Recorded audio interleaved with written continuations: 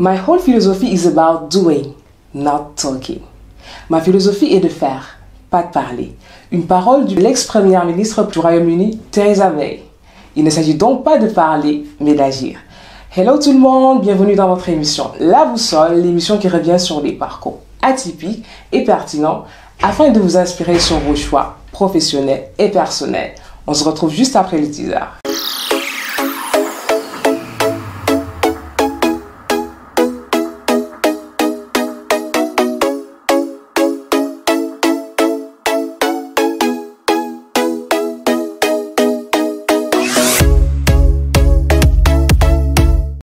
Alors aujourd'hui, sous les projecteurs, Céline Andior qui va animer cette émission, mais je ne serai pas seule. Nous avons l'immense plaisir aujourd'hui de recevoir une jeune femme très dynamique qui est à la tête de plusieurs projets très intéressants et très pertinents. Elle s'appelle Niara.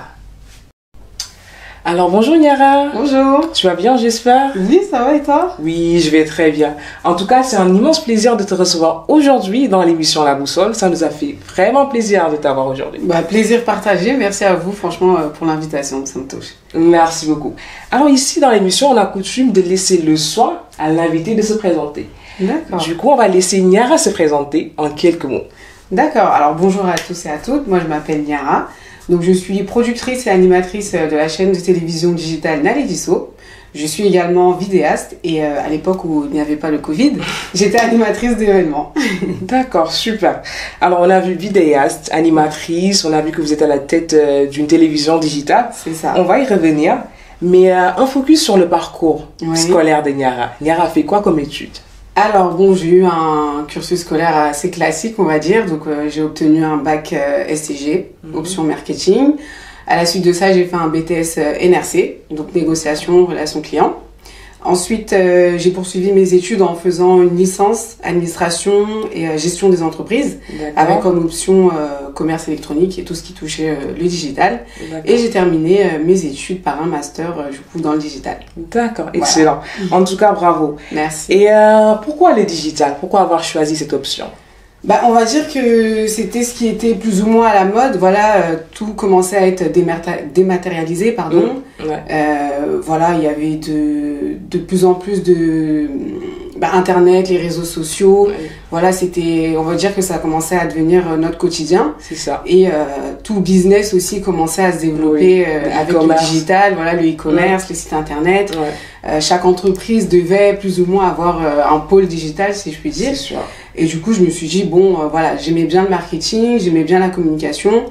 Pourquoi pas développer cette partie digitale qui, du coup, là, me sert bien, vu que j'ai ma prochaine télévision digitale. Donc, félicitations. Merci beaucoup. Une petite question, parce que qui parle parfois de parcours scolaire, dit forcément obstacle, dit moment fort. Alors, on sait que tous, on a fait des études universitaires.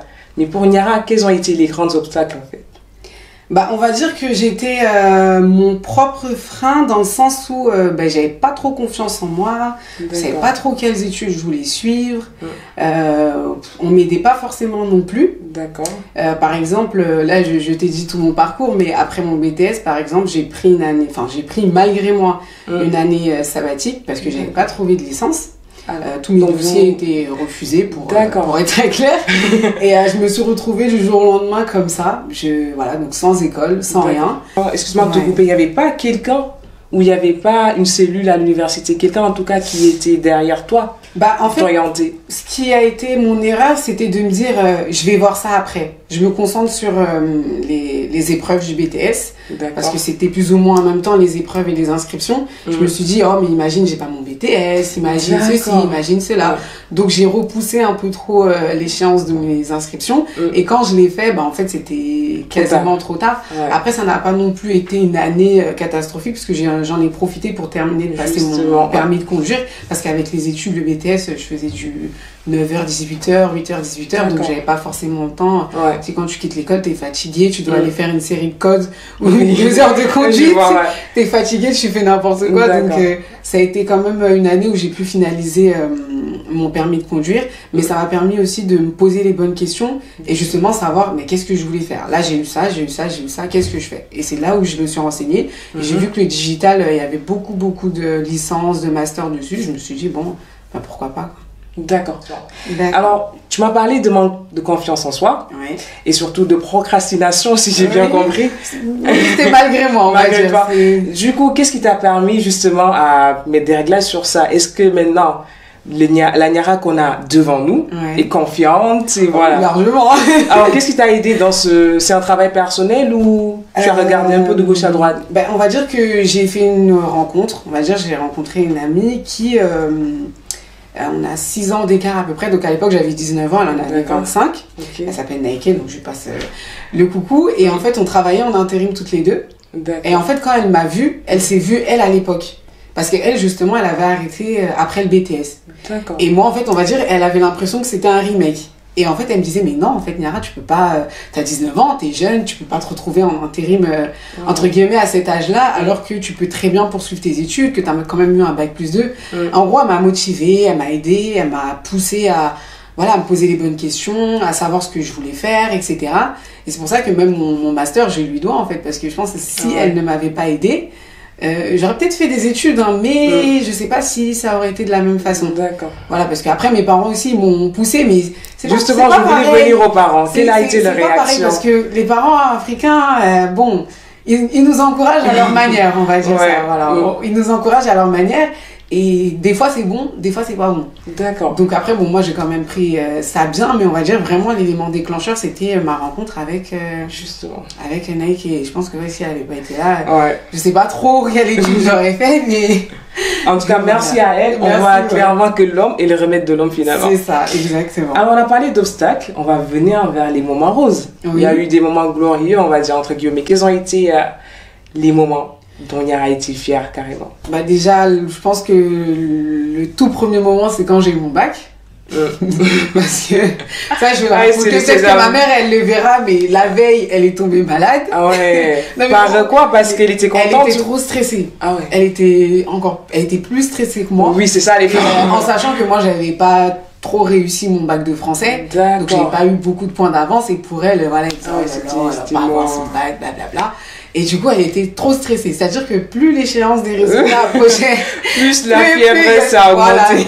Et avant de partir, cette image, je me souviendrai toute ma vie. Avant de partir au résultat, parce que c'était à 10h, et en plus, c'était vraiment hyper loin par rapport à où j'habite. J'ai regardé dans sa chambre, elle était allongée, couverture bien. Elle était... Je me suis dit, oh là là, franchement, là, j'ai prié Dieu. J'ai dit, s'il vous plaît, il faut que j'ai mon bac. Sinon, en fait, ça va pas. Et quand je l'ai eu, je l'ai appelé direct. Et là, hop, elle était guérie. Tout allait bien. Elle a dansé. Je pense que le stress est redescendu et tout. Et là, l'énergie a repris sa place. Et après, je pense que c'est quand j'ai eu mon master, quand j'ai terminé mes études. Parce qu'en fait, j'ai vu la fierté aussi de Nike. En fait, c'est comme si elle a été là jusqu'au bout. Elle a été là jusqu'au bout et elle est encore là même à l'heure actuelle. Donc, je pense que c'est au moment des résultats et le fait d'avoir obtenu les diplômes, quoi. Je souhaite que tu t'adresses à la caméra et que tu adresses un conseil à la Niara qui a 18 ans ou au compère de Niara qui ont 18 ans. En tout cas, cette jeunesse qui nous regarde et qui hésite. Franchement, ce que je dirais à la jeunesse, c'est ayez confiance en vous, posez-vous les bonnes questions. N'hésitez pas à demander autour de vous, surtout, renseignez-vous. N'ayez pas honte de poser des questions, d'attraper une personne et lui poser des questions même sur son parcours. En fait, il faut vraiment... ayez cette curiosité et poser des questions. Parce que moi, mon erreur, ça a été de rester dans mon coin et justement de pas trop poser des questions et me dire, bon, allez, on verra. Mais c'est vraiment ne pas hésiter à poser des questions, se renseigner. Il n'y a pas de questions bêtes. Toute question est bonne à prendre, donc c'est vraiment se renseigner et poser les bonnes questions. D'accord. Donc on aura compris se renseigner et poser les bonnes questions. Donc n'hésitez surtout pas, c'est les paroles de notre invitée. Et la preuve en est que finalement, elle a atteint l'objectif. C'est ça. Félicitations Niara. Merci beaucoup. Du coup, on va aller vers des élans un peu philosophiques. On va parler d'inspiration. En gros, le mot inspirer, qu'est-ce que ça évoque en vous? Pour moi, je lis ça à l'encouragement. D'accord. Pour moi, en fait, tout d'abord, j'aimerais bien souligner quelque chose. Il ne faut pas attendre d'être connu pour inspirer. On peut inspirer à notre juste valeur. Par exemple, nos parents ne sont pas du tout connus. Ils sont dans leur coin, ils font travail, maison, etc. Et pourtant, ils nous inspirent de par leur parcours. Donc, parce qu'à l'ère des réseaux sociaux, où il y a l'influence. Il ne faut pas attendre d'être connu pour inspirer. C'est-à-dire que toi, il se peut que si on fait plus ample connaissance, en dehors, hors caméra, tu peux m'inspirer comme moi, je peux t'inspirer, inspirer, etc. Donc, moi, je lis ça à l'encouragement. C'est ce que je fais en fait avec mes petites sœurs. Parce que je suis issue d'une famille nombreuse, je suis partie des premiers enfants, donc j'ai plein de petites sœurs derrière moi. Et c'est pas la même génération. C'est sûr. Mais du coup, moi, en fait, je les encourage parce que je leur dis, nous, on n'avait pas cette chance-là avant. C'est-à-dire que moi, je peux vous inspirer par mon parcours, mais il faut que vous ayez votre propre parcours. C'est ça. Ouais. Donc, je vous encourage, je vous donne des conseils. Si vous avez des questions, justement, je peux vous répondre. T'as envie d'être styliste, t'as envie d'être, je sais pas, manager ou autre, pose-moi les bonnes questions, moi, je t'aiderai. C'est comme ça, en fait. Je me dis que inspirer, pour moi, c'est lié à l'encouragement. D'accord. Lié à l'encouragement et surtout éviter d'écrire l'histoire pour les autres. C'est ça, c'est ça. On est tous différents. C'est ça. Et chacun a son histoire, chacun a son parcours. C'est pour ça, en fait, il ne faut pas prendre l'inspiration et copier. C'est ça, c'est l'erreur. Parce qu'on l'a vu avec les coachs, justement. Tu prends le parcours de la personne, mais tu essayes de faire aussi ton propre parcours. Sinon, ça sert à rien si on se ressemble tous, on fait bien tous sûr. la même chose. En plus, on n'a pas le même héritage, on n'a pas de... C'est ça. Donc, c'est pour ça que moi, avec mes petites sœurs, vraiment, j'essaie de les encourager, de les motiver. Voilà, qu'elles n'aient pas, en fait, tout le côté négatif par contre que moi j'avais à leur âge en fait. Parce que j'avais pas vraiment de personnes à qui poser des questions, j'avais pas forcément, les parents des fois ils comprennent pas trop, alors je leur dis justement profitez, nous on est là, vous avez cette chance parce que vous avez des grands frères, des grandes sœurs, posez-nous les bonnes questions. Oui Niara, t'as fait quoi, t'as eu comment ton bac, comment t'as révisé, enfin peu importe, toute question, voilà, posez-la et nous on est là en fait pour vous soutenir pardon, et vous encourager. Moi, c'est ce que je fais avec. En tout cas, je pense qu'elles ont une sœur formidable. Un petit coucou à tes sœurs. Profitez bien. Alors, on a parlé d'inspirer. Et au quotidien, tu as souligné, tu inspires tes sœurs à travers les conseils. Tu les embarques un peu dans ton monde, dans la réalité de la vie. Et au-delà de la famille, comment tu inspires l'environnement? Comment tu inspires les amis, la société? Moi, je reste naturelle.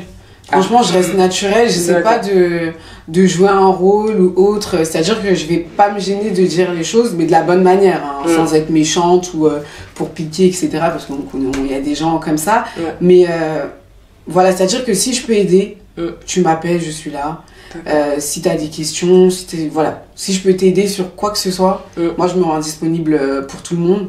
Donc au niveau de mes amis, vraiment je reste naturelle. J'ai pas forcément de code ou autre. Je reste vraiment naturelle, je fais au feeling et j'inspire à ma façon.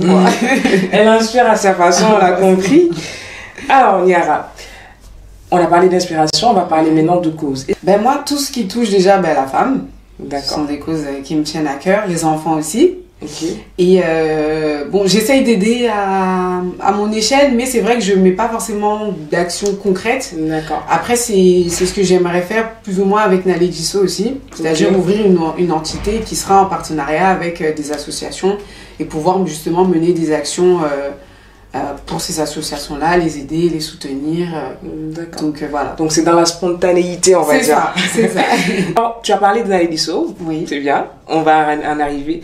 Alors c'est quoi Naledi So? C'est quoi le concept déjà? Alors Naledi So, c'est une chaîne de télévision digitale qui a pour objectif de mettre en lumière vraiment des talents de tout horizon à travers nos différentes émissions. Donc on en a 6 à notre actif.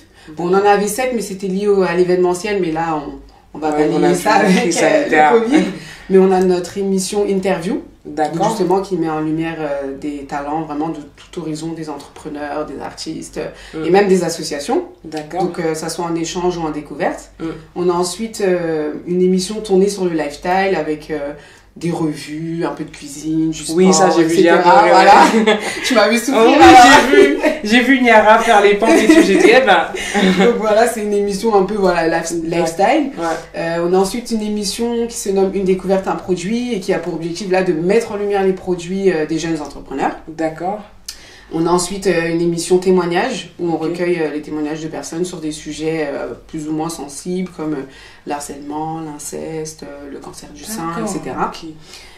On a une émission de divertissement, ça s'appelle Question pour Naledi et c'est une émission un petit peu de culture générale. Donc on a fait notre dernier épisode sur la journée de la femme justement. Oui, je pense que j'avais vu. Je pense aussi. Sur Instagram. Voilà. Et on a comme dernière émission notre JT. Notre journal télévisé, on va dire digital, donc qui est hebdomadaire. Et chaque semaine, en fait, on retrace ce que les personnes qu'on a interviewées font. Donc c'est comme un JT télé, un journal. Et toutes les semaines, on retrace. Il s'est passé ça du côté d'un tel, etc. Ah, super. Voilà. En tout cas, on voit une belle fourchette d'émissions qui sont à la fois ludiques, mais aussi didactiques. On joue à l'utile à l'agréable. Et quelle a été la motivation pour créer Naledisso, finalement? Ben déjà, j'ai créé Naledisso pendant ma dernière année de master. Pour expliquer un petit peu le parcours, ça partait d'un blog avec des amis. Ça s'est ensuite transformé en média. Et on va dire, je me retrouvais plus trop en média parce que je voyais un petit peu ce que les médias faisaient et c'était pas vraiment ce que je faisais. Et du coup, là, j'ai reconduit ça en chaîne de télévision digitale. Et ce qui m'a motivée à la base, c'était que il y avait beaucoup de personnes de mon entourage, soit qui entreprenaient, soit qui étaient artistes, dessinateurs, peintres ou autres. Mais je voyais que personne prêtait attention à eux. Voilà, personne les interviewait ou autre. Je me suis dit, bah, pourquoi pas créer quelque chose pour justement mettre en lumière ces personnes que personne ne calcule, on va dire. Et c'est pour ça que la plupart des personnes que j'interviewe n'ont jamais eu d'expérience média. Et moi, mon objectif, c'est de leur offrir justement cette première expérience média, les mettre en lumière, les suivre durant tout leur projet, c'est-à-dire du début vraiment jusqu'à la fin, et de les motiver, justement, de les encourager quotidiennement. Après, suite à ça, a découlé l'entité Naledisso Service, où là, on propose plutôt nos services pour tout ce qui est parce que j'ai vu le e-commerce aussi. Non, il n'y a pas encore e-commerce. Ça arrive. Ça, c'est justement, ça sera en partenariat avec les associations. Ça, c'est l'entité qui va voir le jour. J'espère bientôt. Mais bon, ça met un petit peu de temps. Et là, pour le moment, on n'a que deux. On n'a que deux entités. Donc, il y a Naledisso TV, on va dire la chaîne de télévision. Et Naledisso Service, où on propose nos services pour couvrir des événements, faire des vidéos de présentation d'entreprise, des spots publicitaires, etc. Donc, pour le moment, on a tous les deux. D'accord. Excellent. Bravo. Merci. Et comment se porte Naledisso, si on peut poser la question? Comment ça va? Parce qu'on entend les gens entreprendre, créer. Oui, on a l'impression que pas du tout. Parce qu'on dit waouh, mais après, les coulisses. Les coulisses, c'est difficile. En sachant que moi, je suis toute seule, on va dire, vraiment à tout gérer de A à Z. Donc, que ça soit caméra, micro, je suis cadreur, je fais tout. J'ai des personnes qui m'aident, mais c'est temporaire. C'est-à-dire que j'ai pas vraiment une équipe. Donc, je fais tout toute seule. Vraiment, toutes les vidéos, les posts, tout, c'est moi de A à Z. Et donc, on me dit, ah, mais Nara, c'est bien. Oui, mais c'est des nuits blanches. Des repas, on va dire, coupés, parce que ça, on ne prend pas le petit déjeuner, on mange que le soir, on mange pas toute la journée, ou il faut sortir une vidéo vide, donc c'est des nuits blanches. Mais c'est quand même beau, parce qu'en fait, j'aime tellement ce que je fais. C'est ça la passion. C'est pas grave, en fait. Même si je souffre, même s'il y a des fois, je tombe sur des personnes vraiment qui méritent peut-être quelques coups. J'aime tellement ce que je fais que, en fait, c'est pas grave. D'accord, oui, c'est ça. On dit que la passion, ça adoucit à peu près le mal qu'on pourrait ressentir. Ça vient sur le coup, je m'autorise de bouder 20 minutes. Mais après, je me dis, bon, allez, lève-toi, il y a du boulot, continue. Mais là, justement, j'ai pris la décision maintenant de me lancer dans Naledisso à 100%. Parce qu'auparavant, j'avais un poste dans la relation client. Je suis restée presque 2 ans. Et en fait, je voyais que j'aimais pas. Mais de toute façon, moi, je savais que j'étais pas faite pour le salariat depuis même, j'avais même pas encore quitté l'école, pour vous dire. Mais je savais pas dans quoi j'allais entreprendre. Et en fait, là, Naledisso, ça a commencé à prendre vraiment de plus en plus sa place dans ma vie. Et je me suis dit, c'est quoi? T'attends ton contrat se termine. Parce que j'ai refusé de signer des CDI, c'était que des CDD. Je me suis dit, ton contrat se termine, vas-y. Les parents, ils vont pas comprendre, c'est pas grave. En tout cas, comme on a dit, tu es bien retombée. Et je pense que si je regarde avant et là, comme quoi, parfois, le départ ou le milieu importe peu. Parfois, on te dit que c'est la fin qui compte. C'est ça. Et on le comprend. Et encore, j'ai même pas fini. Alors, les projets à venir, alors? Il y a l'ouverture des autres entités, le fait de développer aussi Naledisso, pourquoi pas me créer une équipe fixe pour pouvoir déléguer, justement me concentrer sur les plus gros projets et après le reste, je garde pour moi. C'est un secret. En tout cas, quand on dit la réussite se chargera, voilà, nous faire connaître. Exactement. Alors, on va aller vers la dernière partie de l'émission. On a parlé de Naledisso, on a parlé de ce besoin d'inspirer, mais à petite échelle et de façon spontanée. À part ça, est-ce que Naledisso, Niara plutôt, a d'autres passions qu'il nourrit? Oui, le sport. T'as vu? Non, j'aime beaucoup le sport parce que j'ai fait plus de 10 ans d'athlétisme. D'accord. Quelle discipline? Alors moi j'ai tout fait, franchement, mais j'étais plus spécialisée dans le lancer. Et justement, ça m'a permis de pouvoir faire les championnats de France 2 fois. Quand j'avais 16 ans et quand j'avais 18 ans. Donc au lancer de disque à 16 ans et au lancer de poids à 18 ans. Et après ça, voilà, je me suis plus mise à la course parce que j'avais pas forcément trop le gabarit non plus d'une lanceuse, donc à un moment donné ça coince. D'accord, on s'est mis sur la piste. Voilà, je me suis mise sur la piste. Après j'ai fait du 200, du 100, du 400. J'ai vraiment touché à tout et l'athlète vraiment là. Bon, malheureusement je me suis fait opérer du genou il y a 2 ans maintenant parce que j'ai eu les ligaments croisés. Et là je reprends petit à petit, mais voilà, j'ai plus la même motivation où je me disais voilà, je fais de l'athlète, je vais faire des compétitions, etc. Là c'est plutôt pour m'entretenir, revoir mes collègues, mes camarades d'entraînement, etc. Et surtout prendre l'air avec le Covid. Là c'est plus on veut s'échapper. C'est ça. Alors quelle a été la valeur ajoutée maintenant du sport dans la vie de Yara? Qu'est-ce que ça t'a apporté? Alors ce qu'il faut savoir c'est que l'athlétisme en fait c'est un sport individuel mais on s'entraîne en équipe. Donc déjà on doit apprendre. Donc on compétit à titre personnel mais on s'entraîne collectivement. C'est ça, parce que quand on est sur la piste on est seul. Quand on fait notre concours de lancer on est seul. Mais on s'entraîne en fait avec nos camarades. Donc il faut avoir une cohésion d'équipe parce qu'on s'encourage. On s'encourage, on se soutient, on essaye en fait on se tire, chacun se tire et du coup voilà, tout est encouragement, on apprend à justement à vivre en communauté, on va dire, parce qu'après voilà, en communauté il y a forcément des histoires ou autres, mais on apprend à avoir l'esprit d'équipe, à faire confiance aux gens, notamment à notre entraîneur, voilà, parce qu'on noue quand même une certaine relation avec notre entraîneur. Et l'athlète ça apporte beaucoup quoi, surtout la persévérance. Parce que tu peux t'entraîner 8 mois, t'arrives le jour de la compétition, tu peux rater. Moi ça m'est déjà arrivé. Et il faut prendre le recul nécessaire pour pas bouder plus de 20 minutes, parce que je m'autorise de bouder 20 minutes, mais moi ça m'est déjà arrivé. Non mais parce qu'en fait quand t'attends quelque chose et au final ça se passe mal. C'est ça. En plus c'est des choses, mais c'est ça que tu contrôles pas, c'est comme ça, c'est le destin malheureusement. Parce qu'en fait c'est aussi paradoxal et je comprends aussi les gens qui... C'est une préparation qui est dure, longue, pour finalement quelques secondes. Donc il faut prendre le recul vraiment nécessaire pour se dire mais purée quoi, j'ai raté. En plus ça passe en une fraction de seconde. Voilà. Et tu peux pas revenir en arrière.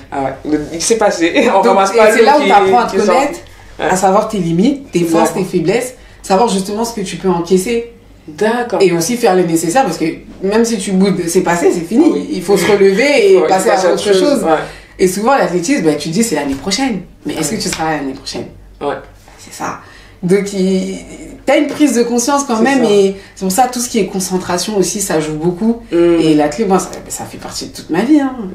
Même là, j'ai 26 ans, mais je continue. Mon père, il me dit, je suis trop vieille. C'est pas grave.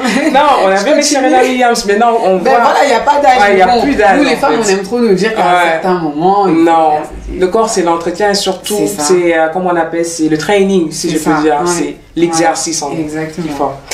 Alors, on va finir l'émission par un mot. Je te laisse dire un dernier mot à l'endroit des personnes qui te regardent. Un mot. D'abord, je tenais à vous remercier de m'avoir invité dans votre émission. Ça me fait vraiment plaisir, ça me touche.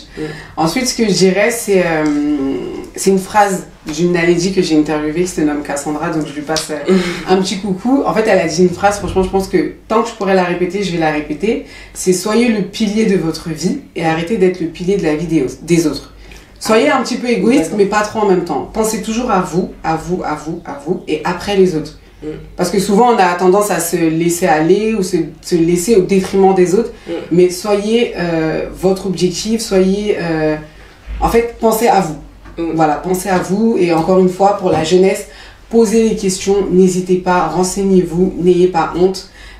Il y a plein de grands, d'associations, il y a plein de choses en fait qui peuvent vous aider pour vos études et même pour vos différentes activités. Donc vraiment n'hésitez pas et pensez à vous et construisez votre vie et laissez les réseaux sociaux. Pensez à votre vie et surtout laissez les réseaux sociaux. C'est ce que Niara nous conseille. En tout cas, c'était inspirant. Riche, on peut le dire. J'espère. Bravo à toi et surtout bon courage pour le reste. Merci beaucoup, bon courage à vous aussi. Merci en tout cas, vous avez tout mon soutien et je peux vous inspirer ou vous pouvez m'inspirer. Si vous avez besoin d'aide, vous m'appelez. Il n'y a pas de souci, c'est l'entraide qui bâtit la société. Comme on dit, ensemble on va vite. Non, tout seul on va vite. Ensemble on va plus loin. C'est ça. Exactement. Alors merci tout le monde d'avoir suivi cette interview. On était avec Niara qui a eu un parcours très richissime et qui finit pas. On vous donne rendez-vous la semaine prochaine avec un invité de taille. Restez toujours connectés. Rejoignez-nous sur nos réseaux Instagram, Facebook, YouTube aussi. À bientôt. Au revoir.